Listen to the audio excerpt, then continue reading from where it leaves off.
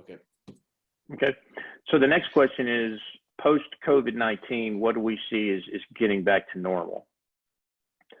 So if you've done a little bit of reading and all, you've noticed there's quite a few people, multiple CEOs, interesting individuals like Mark Cuban, all kind of opining on what the return to work is going to look like. And certain terms are starting to appear. So America 2.0, we're actually going to reset. We're not going to restart.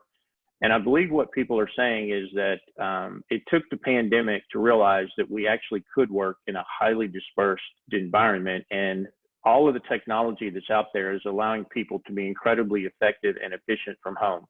And it took a little bit to get there, but I think right now people are saying that they're back up to the effective levels or efficiency levels that they were pre-COVID-19. So if you do most of the reading or you listen to the podcast, I think what you're going to see is in the return to work. And if you want to call that a reset instead of a restart, I think what the reset is going to be is the realization that you're only going to need a few people at your corporate headquarters, and that you can be highly effective with high dispersion in your employee base, and maybe bring them in once a week or something like that in order to see each other. But in that, what it's going to do, and according to the people that are really close to this, is it's going to allow you to go to where labor and talent is and not force labor and talent to come to where you are.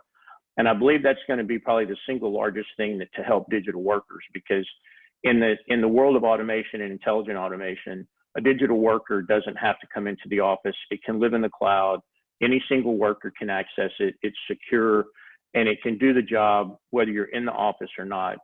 And I don't believe that they were thought of that thoroughly prior to COVID-19, but I believe after this pandemic, especially with the understanding that you can have a highly dispersed workforce, that you're ultimately going to see digital workers creep into, whether it's Workday, SAP, Salesforce, you're going to see them creep into all kinds of places. And ultimately, it's going to be an issue of how do you organize them in the workflow. And that's already been handled by quite a few of the automation vendors. So I think you're going to see sequencing and the use of these digital workers quite a bit more as we come back and hit the reset button in Enterprise 2.0 versus just restarting.